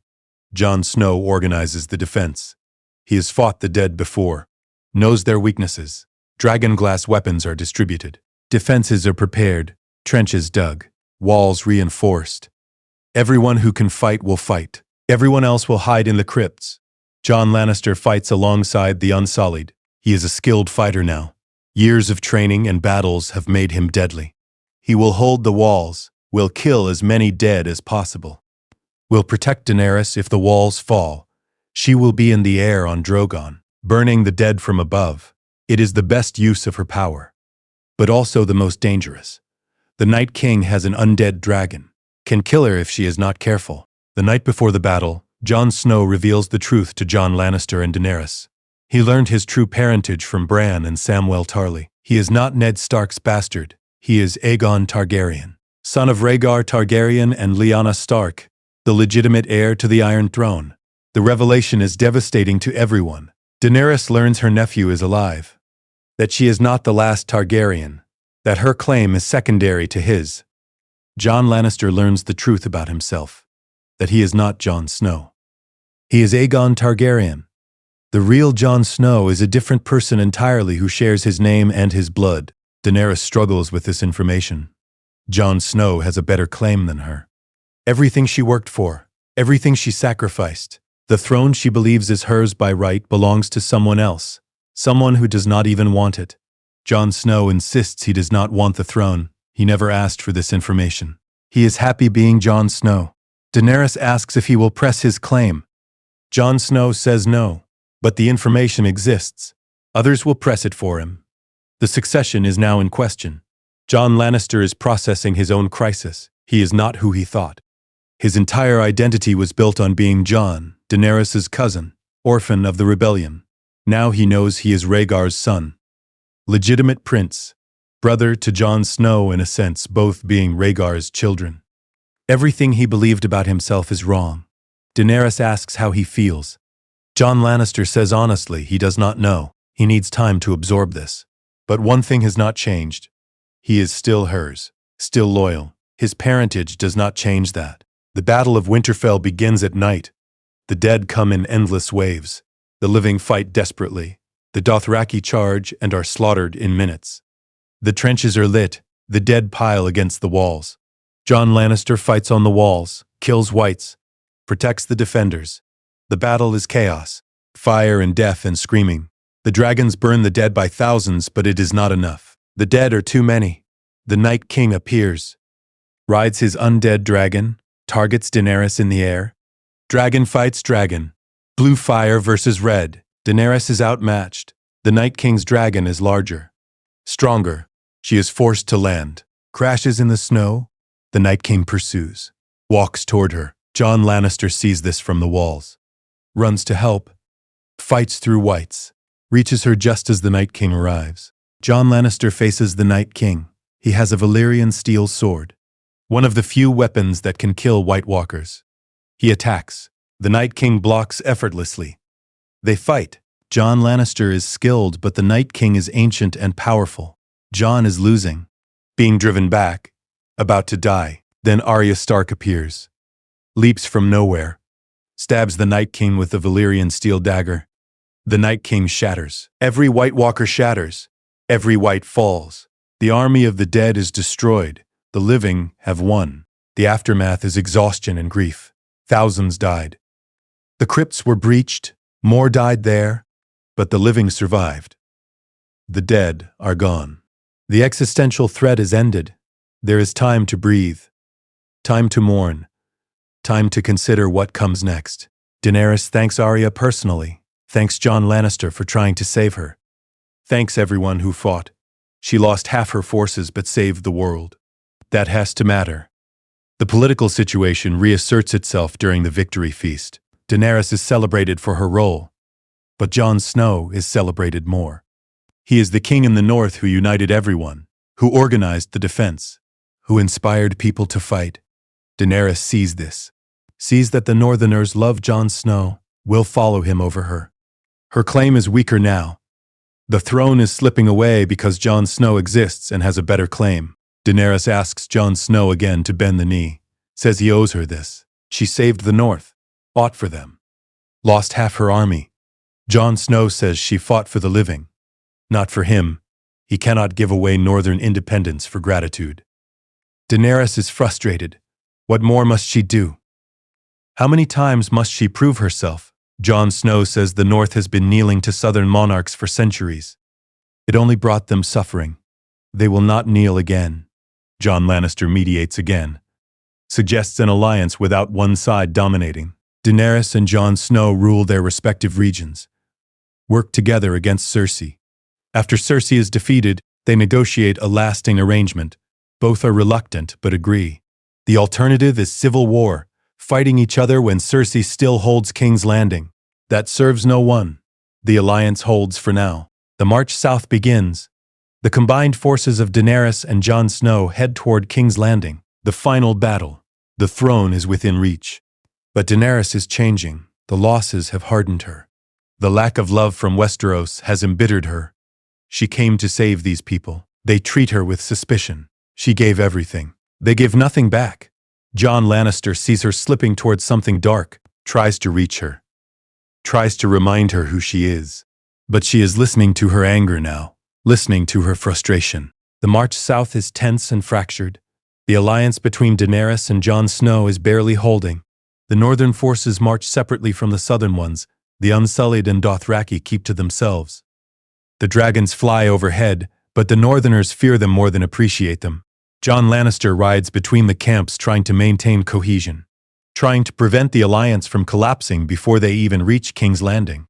It is exhausting work. Both sides distrust each other. Both sides believe they are owed more than they receive. Daenerys grows increasingly isolated during the march. She speaks mainly to Jon Lannister and Tyrion. Grey Worm remains loyal, but he is a soldier, not a counselor. Missandei offers companionship, but not strategic advice. Daenerys misses Jorah despite his betrayal, misses having someone who believed in her unconditionally. Now everyone questions her. Everyone tells her to be more merciful, more patient, more willing to compromise. She is tired of compromising, tired of sacrificing. She wants what was promised to her since birth. The Iron Throne, her birthright. Jon Lannister sees her deteriorating emotional state, tries to reach her during private moments, reminds her why they came to Westeros, to break the wheel, to make the world better, not just to sit a throne. Daenerys says she cannot break the wheel without power, cannot change anything without first winning. Every delay, every compromise, every concession weakens her claim. She must be strong now, can be merciful after she wins. Jon Lannister argues that how you win determines what you become. That means matter as much as ends. Daenerys is tired of philosophy. She wants action. The revelation about Jon Lannister's true identity has created distance between them. Daenerys knows he is her nephew now, Rhaegar's son. It makes their relationship strange. The confession of love he made before learning the truth hangs between them awkwardly. Is it acceptable for aunt and nephew to love each other romantically? Targaryens married within the family for generations. It is traditional, but it also feels wrong somehow. The relationship they had as supposed cousins was simpler. Now everything is complicated by blood and claims and incest. Jon Lannister struggles with his identity. He is Aegon Targaryen by birth, but he has been Jon his entire life. Lived as Jon. Fought as Jon. Loved as Jon. The name Aegon means nothing to him. Belongs to someone he never was. He tells Daenerys he will not use the name, will not press any claim. He is Jon. That is all he wants to be. Daenerys appreciates this. But others know the truth now. Varys knows. Tyrion knows. Jon Snow knows. The secret is spreading. Eventually, everyone will know there is a male heir with a better claim. Varys begins plotting immediately. He is loyal to the realm, not to any individual ruler. Jon Lannister has a better claim than Daenerys. He is male, which Westerosi tradition favors. He was raised in exile like Daenerys, but without the hardening that made her ruthless. He seems more temperate, more willing to listen, more like the kind of king Westeros needs. Varys begins writing letters, spreading information about Jon's true parentage, building support for him as the rightful king, undermining Daenerys deliberately. Tyrion discovers Varys' plotting, confronts him. Varys admits openly that he believes Jon Lannister would make a better ruler than Daenerys, that Daenerys is becoming her father, that her instincts are increasingly toward fire and blood rather than justice and mercy. Tyrion is torn. He sees the same troubling signs, but he swore to serve Daenerys. Gave his word. Varys says sometimes you must break one oath to keep a higher one. The oath to protect the realm. Tyrion does not report Varys immediately, but he does not join the conspiracy either. He is paralyzed by competing loyalties. Jon Snow rides ahead with a small force to scout King's Landing's defenses. He encounters Jon Lannister during this mission. They ride together briefly. Jon Snow asks how he is handling the revelation about his parentage. Jon Lannister admits it is overwhelming. Everything he knew about himself was wrong. Jon Snow understands completely.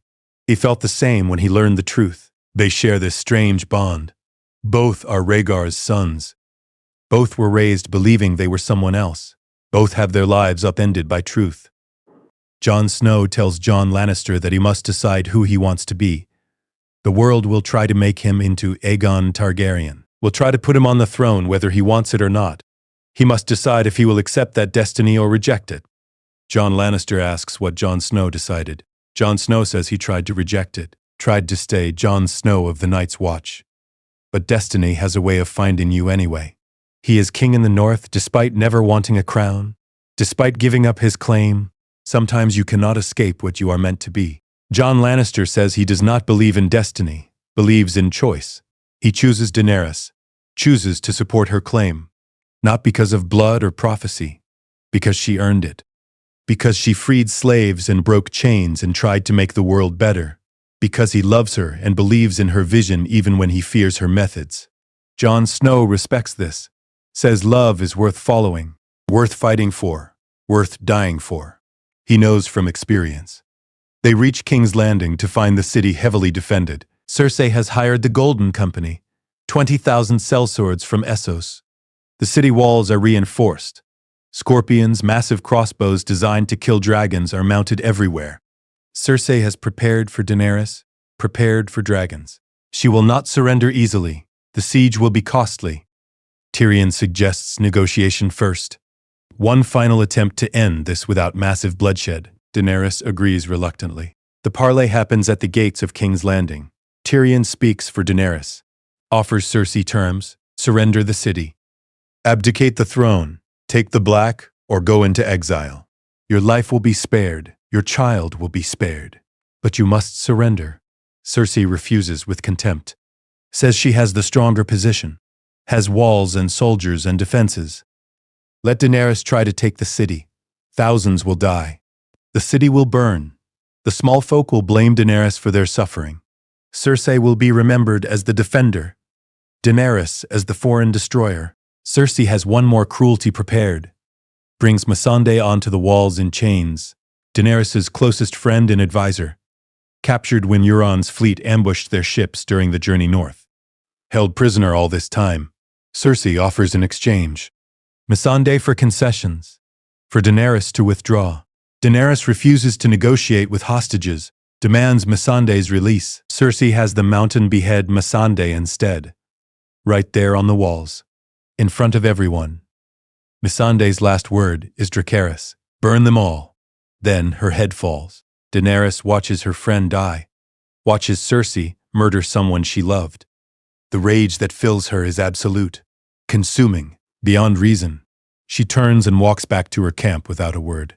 Jon Lannister tries to reach her. She pushes past him. Locks herself in her tent. Will not speak to anyone. Jon Lannister stands outside. Hears her crying. Then hears the crying stop. Hears something break inside her. When she emerges hours later, her eyes are cold. Decided. She tells her commanders to prepare for attack. They take the city tomorrow. She will accept no surrender. Show no mercy. Burn them all. Jon Lannister is horrified. Tells her this is exactly what Cersei wants. Wants her to burn the city, to prove she is a mad Targaryen, to turn the small folk against her. Daenerys says she does not care anymore. These people never loved her, never wanted her. She gave them everything. They gave her only suffering. Let them burn. Let them know what it means to defy her. From the ashes she will build something new, something better. But first, King's Landing burns. Tyrion begs her to reconsider. Says there are 1 million people in that city. Innocent people. Children. They did not choose Cersei. They are just trying to survive. Burning them is murder, is evil, is exactly what the Mad King would have done. Daenerys says her father was wrong to burn innocents for no reason. She has a reason. Justice for Missandei. For all who died serving her. For all the suffering Westeros caused her family. This is not madness. This is fire and blood. This is what Targaryens do to those who defy them. Jon Lannister makes one final plea. Tells her he loves her, that he will follow her anywhere, do anything for her, but he is begging her not to do this, not to become this. She is better than this, has always been better. The girl who freed slaves would never burn innocents. The woman who broke chains would never become a tyrant. Please, for him, for their love, for everything they have been to each other. Do not do this. Daenerys looks at him with eyes full of pain and rage, tells him that love is weakness. Love is what made her vulnerable, what made her compromise. She loved Jon Snow, and it cost her. Loved Jorah, and it cost her. Loved Missandei, and she died. No more love, only fire and blood. Jon Lannister realizes he has lost her. The woman he loves is gone. Consumed by rage and grief and the weight of too many betrayals. He does not know how to reach her anymore, does not know if she can be reached. Tyrion pulls him aside, says they need to discuss options. Jon Lannister knows what Tyrion is implying. Stopping her, betraying her, killing her if necessary. He cannot contemplate it, cannot imagine raising a hand against her. But he also cannot watch her burn 1 million people. He is trapped between impossible choices. Varys acts before anyone else can. He tries to poison Daenerys that night, put something in her wine that will kill her quietly, make it look like illness. Jon Lannister would become king, would be merciful, would spare the city. But the attempt fails. Daenerys' food taster dies instead. The plot is discovered. Varys is arrested, brought before Daenerys in chains. She asks if he has any final words. Varys says only that he was right, that she is becoming her father, that the realm deserves better. Daenerys says the realm will get what it deserves. Dragon fire. Varys burns. Drogon incinerates him at Daenerys' command. The ashes blow away in the wind. Jon Lannister watches Varys die. Another person who tried to stop Daenerys from her path. Another person burned for disagreeing with her. The pattern is clear. She will burn anyone who opposes her, anyone who questions her. She has become what she swore never to become, a tyrant who rules through fear and fire. He realizes he may be next if he continues to object.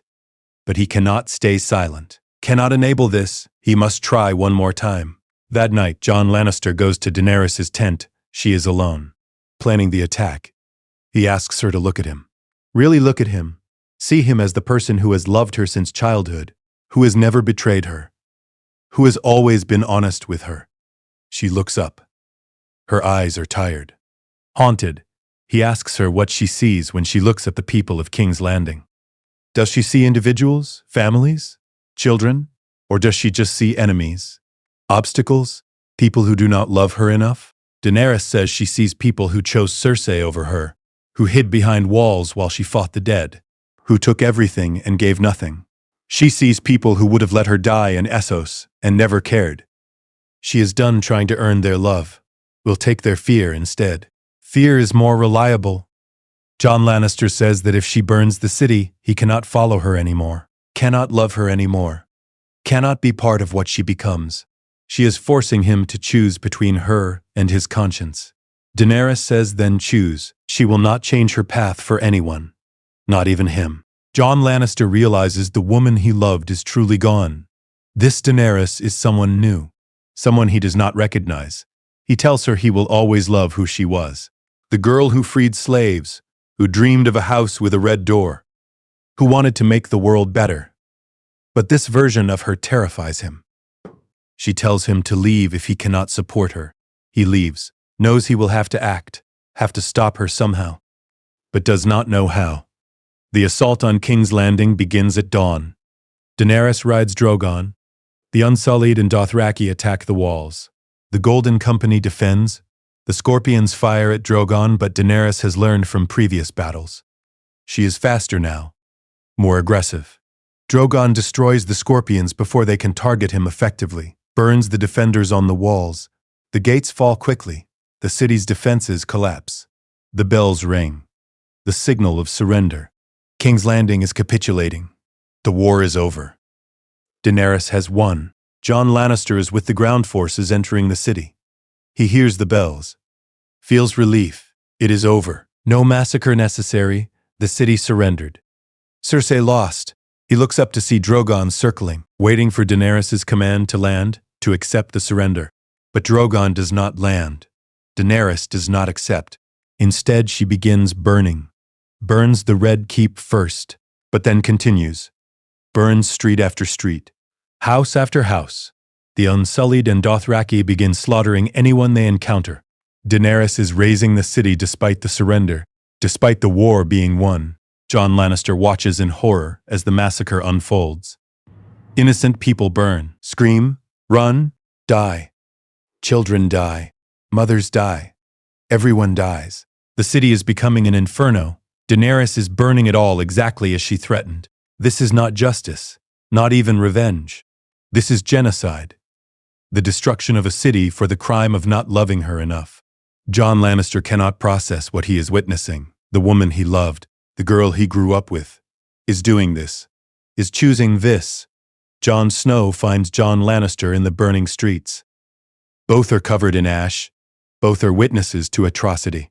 Jon Snow asks if there is any way to stop her. Jon Lannister says he does not know. The dragons are too powerful. She is too far gone. Jon Snow says someone must try. This cannot stand. This cannot be what they fought for. They did not save the world from the dead so Daenerys could destroy it with fire. Arya Stark is in the city. She tried to assassinate Cersei, but the Red Keep collapsed before she could reach her. Cersei died in the rubble with Jaime, who returned to die with her. Arya witnessed the burning, witnessed the slaughter. She tells Jon Snow and Jon Lannister that Daenerys must die, that she is more dangerous than Cersei ever was, that she will burn every city in Westeros that does not worship her. Someone must kill her. Jon Snow knows Arya is right, but also knows what it costs. Knows that killing Daenerys means betraying her, means becoming a queenslayer, means destroying any hope of peace. Jon Lannister knows he must be the one. He loved her. He knows her. He can get close when others cannot. It has to be him. Jon Snow objects. Says it will destroy him. Says there must be another way. Jon Lannister says there is no other way. She will not stop. Will not listen. Will burn the world rather than admit she was wrong. He has to stop her. Has to kill the woman he loves to save everyone else. It is the cost of his choices. The price of loving a monster. Tyrion is arrested for freeing Jaime. Daenerys plans to execute him for treason. Jon Lannister is there when she pronounces sentence. He asks to speak with her privately first. She agrees. They walk through the ruined throne room. The Iron Throne stands amid the ashes. Daenerys says this is what she wanted, what she dreamed of since childhood. It cost everything, everyone, but it is hers now. Jon Lannister asks if it was worth it. Worth Missandei's life, Rhaegal's life, the million people who burned. Daenerys says yes, because now she can build something new, something better, from the ashes. Jon Lannister asks what she plans to build. Daenerys describes her vision. She will liberate the entire world, free every slave, break every chain, destroy every tyrant, fire and blood until the whole world is free. Jon Lannister says that is not liberation, that is conquest. That is forcing your will on everyone. Daenerys says they are too ignorant to know what is good for them. She must show them, must force them to be free. Jon Lannister realizes she has justified every atrocity, convinced herself that genocide is justice. She is completely lost. He tells her he loves her, has always loved her. She smiles, says she knows, says she loves him too, always has. He is the only one who never betrayed her, the only one who truly understands her. They could rule together, king and queen, aunt and nephew, fire and blood united, reshape the world together. Jon Lannister steps closer, says that sounds beautiful. She embraces him. He holds her, feels her warmth, remembers everything they have been to each other, then drives a dagger into her heart. Daenerys gasps, looks at him with shock and betrayal, asks why. Jon Lannister says, because he loves her, because he cannot let her destroy the world, because sometimes love means stopping someone from becoming a monster, because this is the only way to save her from herself. Daenerys dies in his arms, the mother of dragons, the breaker of chains, the woman he loved since childhood, dead by his hand. He holds her and weeps. Drogon finds them moments later. Sees his mother dead, sees Jon Lannister holding her body. The dragon could kill him, should kill him. But instead, Drogon mourns, nudges Daenerys' body, tries to wake her. When she does not respond, Drogon burns the Iron Throne, melts it with dragon fire, destroys the symbol that cost his mother everything, then takes her body in his claws and flies away, east toward Essos, toward the lands where she was happy once. Jon Lannister watches him go. Numb, empty. He killed the only person who ever truly mattered to him. Jon Snow finds him there, covered in Daenerys' blood. Broken. Jon Snow says he is sorry, knows what it cost. Jon Lannister says it cost everything. His love, his purpose, his reason for being. But it saved the world. That has to be enough. Jon Snow helps him stand, takes him into custody. The Unsullied want him executed for killing their queen. Grey Worm demands justice. Jon Snow says there will be a trial. Justice will be served, but not summary execution. The Great Council is called. Representatives from every kingdom gather to decide the future. Jon Lannister is prisoner awaiting judgment. Jon Snow refuses the throne despite being Aegon Targaryen, refuses to rule, refuses any position of power. The lords debate who should rule. Tyrion, also prisoner for treason, speaks from chains, proposes Bran Stark, the three-eyed raven, someone who cannot want the throne, someone who sees all of history, someone who can rule wisely without ambition. The lords agree surprisingly. Bran Stark becomes king. Jon Lannister's sentence is the Night's Watch. He will take the black. Spend his life at the wall guarding against threats that no longer exist. It is exile disguised as honor. A life sentence of isolation and penance. He accepts without argument, knows he deserves worse, knows he deserves death. But Jon Snow and Tyrion argued for mercy, argued he saved the world, should not die for it. The compromise is the Watch. Jon Snow is also sent to the Night's Watch. He killed his queen, cannot be pardoned completely. The North becomes independent under Sansa Stark. The Six Kingdoms remain united under Bran. Tyrion becomes Hand of the King. Will spend his life rebuilding what was destroyed. The political settlement is messy, imperfect, but it holds. The realm begins to heal. Jon Lannister and Jon Snow travel to the Wall together. Two men named Jon, both Targaryens, both Kingslayers in a sense. Both exiled for saving the world. They do not talk much during the journey. The weight of what they did is too heavy for words, but there is understanding between them. They both know what it costs to do the right thing when the right thing is terrible. At Castle Black, they find the Night's Watch is barely anything anymore. A few dozen men, no real purpose. The wall is broken. The dead are gone. They are prisoners, pretending to be guardians. Jon Lannister accepts this. Knows he will spend the rest of his life here. Away from the world. Away from everything he loved. It is what he deserves. Jon Snow asks if he regrets it. Killing Daenerys, Jon Lannister says he regrets everything. Regrets that it was necessary. Regrets that he failed to save her from herself. Regrets that love was not enough. But no, he does not regret stopping her. 1 million people live because he acted. That has to matter. The years pass slowly at the Wall. Jon Lannister performs his duties mechanically. Patrols, guards, survives. He does not make friends. Does not seek companionship. Lives with the ghost of Daenerys haunting every moment.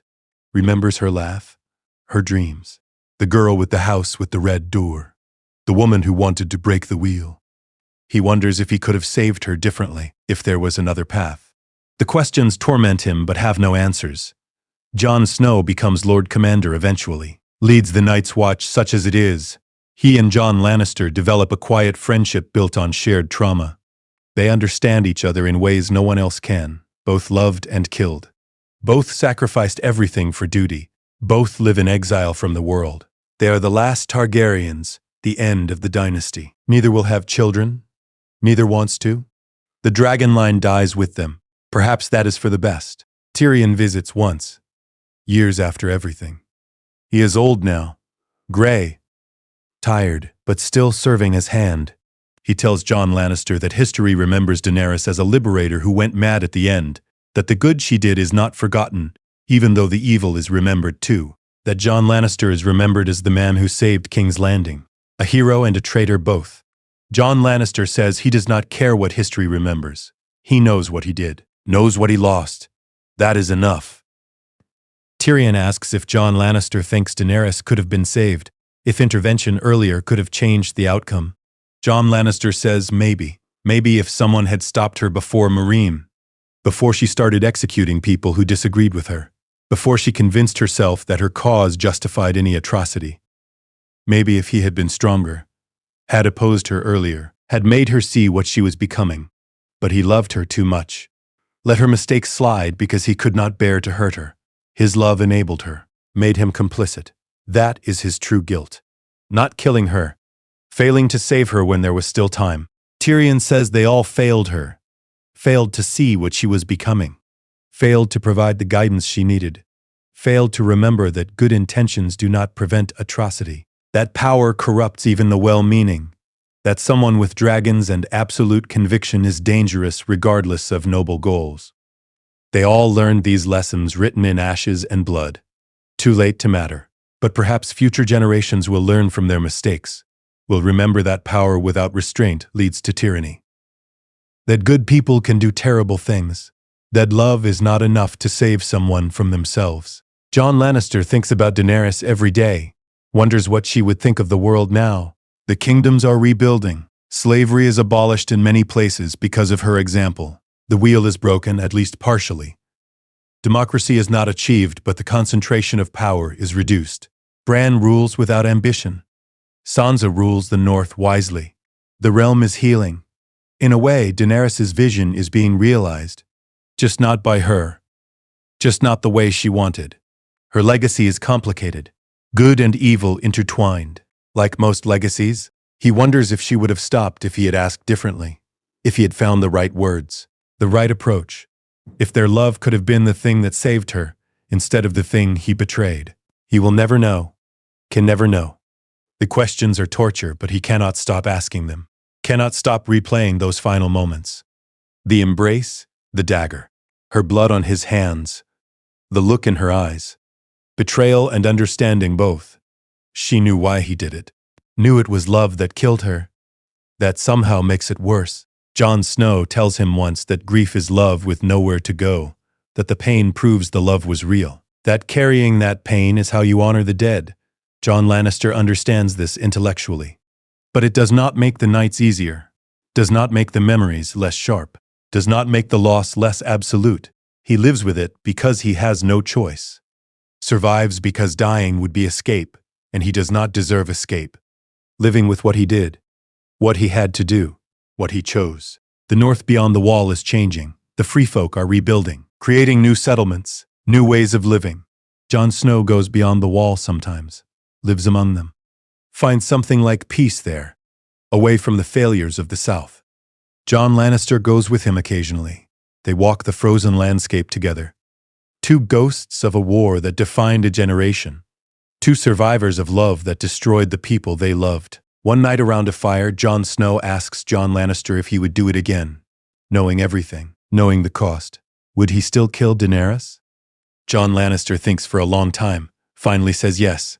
Because 1,000,000 people live because he acted. Because the world continues because he stopped her. Because duty mattered more than love. Because some things are worth any price, including your soul. But he would not want to. Would never want to.